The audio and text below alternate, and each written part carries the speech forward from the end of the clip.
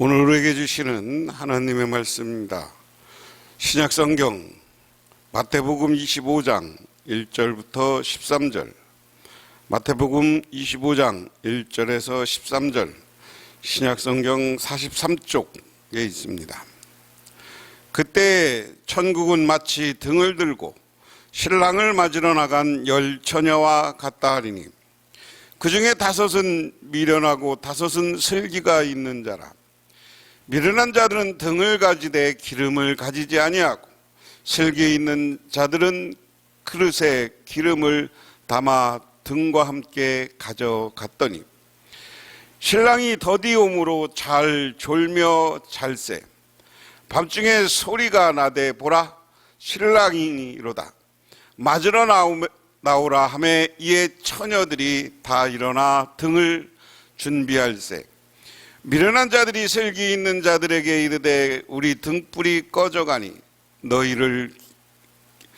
기름을 좀 나눠달라 하거늘 슬기 있는 자들이 대답하여 이르되 우리와 너희가 쓰기에 다 부족할까 하노니 차라리 파는 자들에게 가서 너희 쓸 것을 사라 하니 그들이 사러 간 사이에 신랑이 오므로 준비하였던 자들은 함께 혼인잔치에 들어가고 문은 닫힌지라.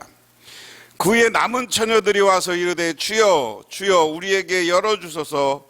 대답하여 이르되 진실로 너희에게 이르노니 내가 너희를 알지 못하노라 하였느니라. 그런즉 깨어있으라. 너희는 그날과 그때를 알지 못하느니라. 아멘. 자 수거 중에 유비무환 이란 말이 있습니다. 유비무환. 그 유비무환 정신을 가장 잘 구현한 사람을 우리는 이순신 장군이라고 하죠.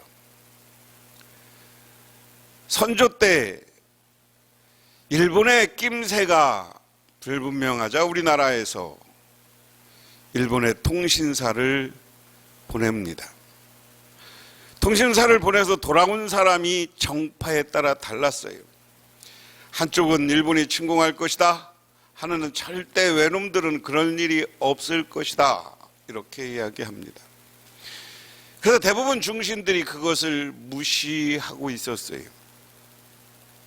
그때 이순신 장군은 남쪽에 가서 장군이 되어서 자기가 지역으로 배치된 이후에 계속해서 해군력을 증강하고 우리가 잘 아는 거북선, 이걸 한자어로 얘기하면 귀선이죠. 이 거북선을 만드는 등 여러 가지 작전 수립하고 그 지역 지형을 익힙니다. 그리고 임진왜란이 발발하고 이순신 장군은 그렇게 준비한 것 때문에 한 번도 패하지 않은 장군으로 유명한 거죠. 그보다 앞서 일본의 낌새를 알고 이 유비무환 정신에 의해서 우리나라 10만 양병설을 주장했던 분이 있습니다. 율곡이. 여러분 자기 고향에 가서 파주에 가서 살았던 것으로, 임진강변에서 살았던 것으로, 그리고 나중에 선조가 도망칠 때 율곡이가 임진강변에 나와서 살면서 구경하던 정자가 있었는데 밤중에 그 정자를 불태워서 선조가 임진강을 건넜다 하는 것으로 자기가 죽은 후에도 선조를 지켰다, 이런 유비무환 정신의 대표되는 우리나라 인물입니다. 왜 제가 이야기를 바로 이런 이야기를 오늘 꺼내느냐면 오늘 이야기가 그 얘기예요. 오늘 이야기는 이제 앞부분까지는 예수님이 화 있을진저, 이걸 우리 식으로 얘기하면 망할 놈들아, 너희들은 심판받을 것이다, 화가 임할 것이다, 하나님으로부터 버림받을 것이다, 그렇게 예수님을 괴롭히고 예수님을 받아들이지 않던 바리새인들과 서기관들과 사두개인들과 제사장들과 헤롯 당들에게 경고하는 이야기. 그런데 오늘 25장에 와서 갑자기 깨어있으라는 비유를 지난 시간에 이야기합니다. 너희들은 깨어서 기도하라. 마지막 예수님이 재림할 때가 되면 그때 둘 중에 하나가 불림받을 것이라. 그러므로 깨어있는 자들이 올라간다 하는 이야기를 앞부분에서 이야기합니다. 24장에서. 그리고 나서 오늘 그 말씀의 연속석상으로 아주 대비법에 의한 이야기, 오늘로 이야기하면 예화죠. 예수님의 예화를 가끔 많이 사용하는 이유가, 그 이유는 예화가 사람들을 이해시키는데 제일 훌륭한 이야기 중에 하나다. 그래서 오늘날 설교학에서도 여러 가지 이야기하지만 이야기식 설교가 요즘 유행인 거예요. 강해 설교 뭐 이런 거 쭉 하지만 그냥 이야기식으로 이야기하다 거기서 얻어지는 것을 가지고 이야기를 듣다 보면 사람들은 깨닫는 게 있다 하는 거예요. 그래서 오늘 25장 1절부터 13절까지 이야기를 섞어보면 그런 겁니다. 야, 천국이 뭐냐라고 했을 때 예수님은 천국은 등을 들고 신랑을 맞으러 나간 열처녀와 같다 그랬어요. 결혼식에 대한 이야기입니다. 제가 여러분에게 몇 번 말씀드렸어요. 제가 결혼식 중에 제일 화려한 결혼식을 하는 걸 본 건 인도 가서다. 인도는 결혼식을 하루에 2박 3일이고 부자들은 오래 하는데 결혼식 날이 되면 신랑이 신부를 맞이하러 가요. 신랑 신부 집으로. 그러면 그 신부 집에서 결혼식과 결혼잔치를 한 번 해. 그리고 막 빵빠레를 울리면서 전 인도, 뉴델리가요, 하도 많은 인구도 있지만 뉴델리 차도 있고 사람도 많아. 델리라고 하죠. 델리라는 도시를 가보면 사람도 많은데 결혼식에 거기를 앞에 그 조명과 장식하고 막 차를 오픈카로 장식한 큰 차에다가 별의별 조명을 다 장식해갖고 사람들이 그 델리를 쭉 행진합니다. 앞에는 악대가, 어떤 때는 50명, 100명 막 이렇게 붙은 악대가 가면서 빵빠레를 울리면서 결혼식을 이야기해요.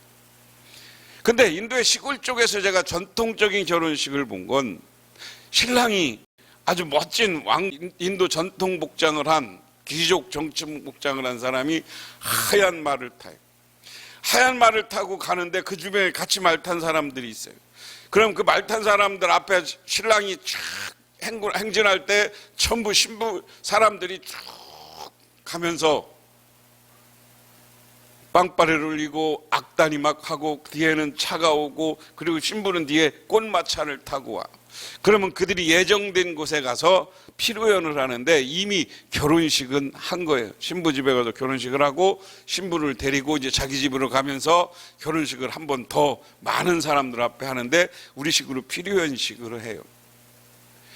우리나라도 옛날에 결혼식을 하면 결혼식을 어디서 했습니까? 신부집에서 했어요. 신부집에서. 저희도 제가 아주 어려서 우리 고모님이 시집 가는데 우리 고모부가 진짜 옛날에 말 타고 왔어요. 말 타고 와서 우리 집에서 결혼식을 하고 하루 묵고 그리고 그 다음날 신부인 우리 고모를 데리고 가. 2, 3일 있다가. 그리고 옛날에 신랑집에 가면 또 신부 데리고 오면 한번 결혼식 잔치 한 번 더 했던 거죠. 오늘 그걸 연상하면 됩니다. 여기 교회인 건데 옛날에는 신부 신랑집에 거리도 있고 하니까 결혼식을 2번 했다고 생각하는 게 편해요. 그런데 어쨌든 신부네 집으로 과거의 전통이든 어느 이 동양 인도나 이런 아시아권의 모든 전통은 신부를 데리러 신랑이 오는 거야. 그런데 그 거리에 따라서 일찍 올 수도 있고 늦게 올 수도 있어. 언제 올지 몰라. 신랑은 가난한 신랑이면 걸어서 신랑 집에서 와야 되고 좀 부자는 말 타고 오고 뭐 가마 타고 오고 뭐 이렇게 하면서 마차 타고 오면서 와더라도 요즘처럼 빨리 올 수가 없잖아. 미리 준비해서 와도 쉽지 않은 거예요. 그래서 신랑이 신부를 맞이하러 신부집으로 옵니다. 그러면 언제 온다고 예정이 되어 있으면 신랑 집에는 신랑의 신부의 친구들과 마을 사람들이 모여서 신랑 맞을 준비를 하고 불을 켜놓고 횃불을 켜놓고 등불을 켜놓고 기다리는 거예요. 그런데 신부의 친구 10명이 신부에게 초청을 받아서 둘러리를 서기 위해서, 그리고 신랑을 맞이하기 위해서 와 있었다. 와 있었는데 신부 다섯은 언제 저녁 언제 올지 모르니까, 등잔에 있는 그 기름이 언제 다 떨어질지 모르니까 예비용 기름까지 딱 준비해서 갔어. 5명은 예비용 기름을 준비하지 않고 그냥 등만 덜렁덜렁 들고 간 거야. 근데 신랑이 무슨 일이 있는지 늦어졌어. 오는 게 늦어지고, 그 옛날에 등잔에 기름이라는 게 비슷한 등잔이었을 거니까 등잔에 기름이 떨어지니까 지혜로운 5명은 자기들이 준비해왔던, 유비무환으로 준비해왔던 그 기름을 넣어서 다시 밝히는데, 5명은 야 나눠줘, 야 내 것도 언제 새벽같이 어떻게 될지 몰라, 밖에 나가서 사와. 그래 5명은 밖에 나가서 사오는데 마침 신랑이 와갖고 잔치를 벌이기 시작하면서 밖에 문을 닫아버렸다. 그래서 이 5명의 신부 친구가 문을 두드리는데, 야 신랑 신부 친구가 안에서 준비했어야지 뭘 밖에서 나오냐, 아니 니들은 잔치에 들어올 자격 없어 하고 쫓아냈다. 그게 오늘 본문의 이야기입니다. 여기 보면 오늘 중요한 것은 그때의 천국은이라는 거예요. 하나하나 살펴보면, 여기서 그때라는 것은 토네라는 겁니다. 1절을 그때로 시작한 것은 1절부터 13절의 내용이 예수님의 재림에 대한 이야기와 연관되어 있다. 예수님이 마태복음 24장 앞부분에서는 예수님의 재림, 마지막 때 징조 이런 것에 대해서 쭉 얘기했잖아요. 그것과 연관되어서 생각해야 된다. 그때는 그랬고, 그때는 그런 것, 마지막 때는 이런 것이다. 그래서 여기에서 그때는이라는 것은 재림의 때 예수님이 오시는 것, 예수님이 누구냐, 재림하시는 주님이 누구냐, 그것을 신랑에 비유한 거예요. 신랑에 비유한 거. 그래서 우리는 이 땅에서 신랑이 예수님이 재림을 오시는 것을 보면서 대부분 뭐라고 그러느냐, 늦어졌다 이렇게 해서 늦어지는 거, 준비하는데 그냥 바로 온 게 아니라 늦어지는 게 중요한 거예요. 예수님의 재림은 초대교회 초창기의 교인들은 어떻게 생각하냐면, 자기들이 죽기 전에 예수님이 다시 올 줄 알았어요.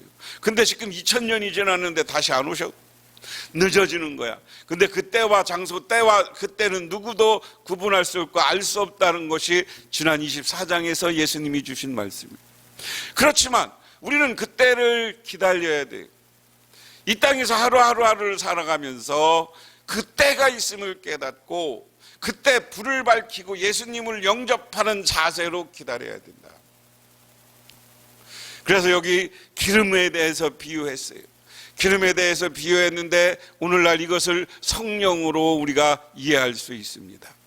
성령은 세상에 불이고 주님을 기다리고 우리를 이 땅에서 능력을 주고 이 땅의 성령의 사람으로, 예수님의 사람으로 많은 사람들에게 인정받게 하는 것이 성령의 능력이에요.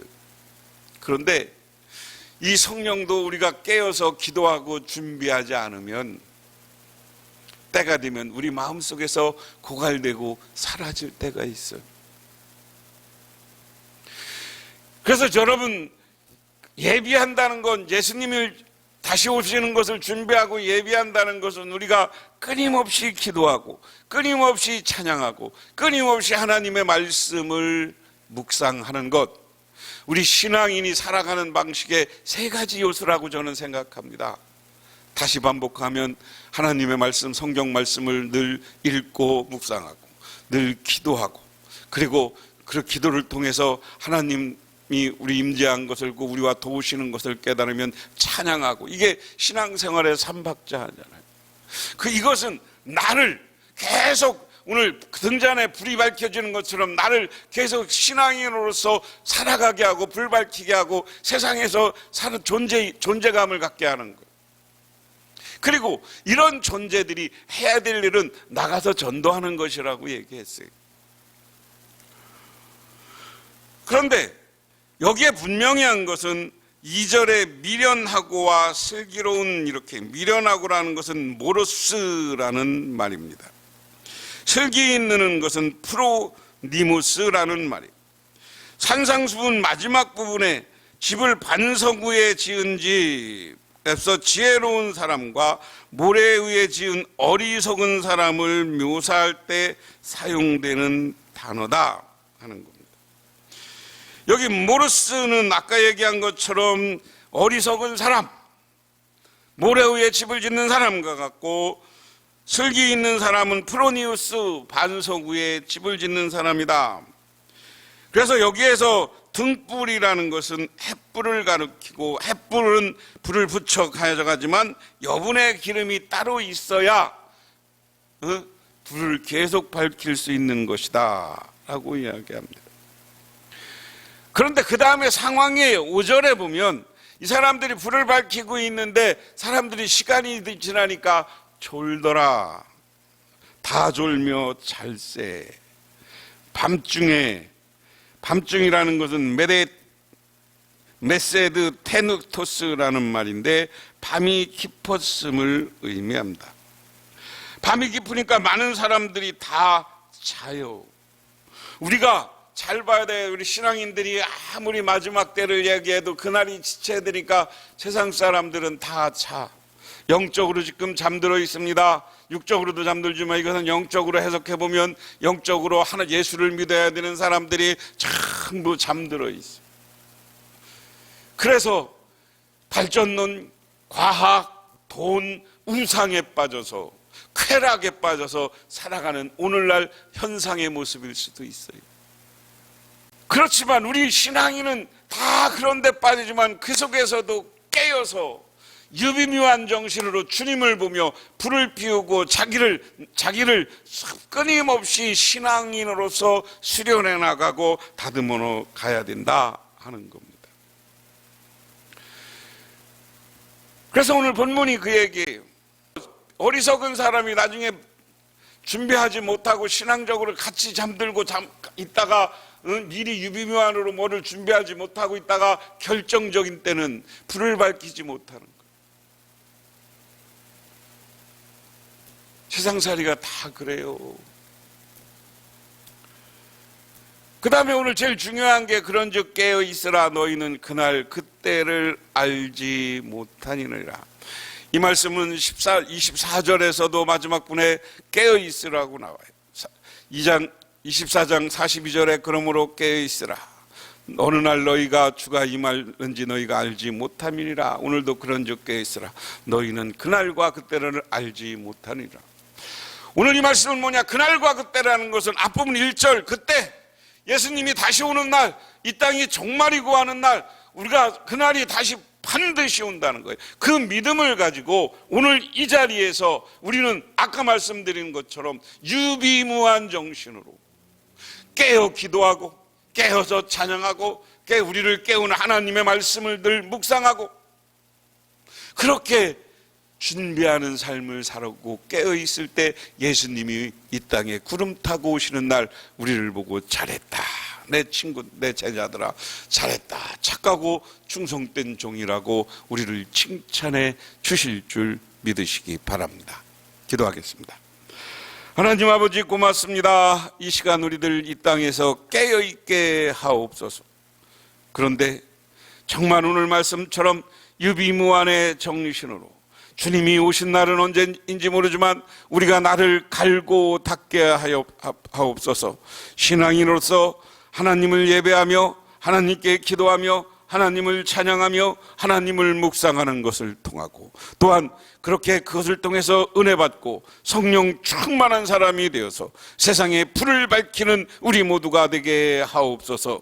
그리고 세상의 불을 밝히면서 밖에 나가 예수 그리스도를 증언하며 살아갈 때 우리 한국교회가 새롭게 부흥하고 우리 복명교회가 새롭게 부흥하게 하옵소서. 예수님 이름 받들어 기도드리옵나이다. 아멘.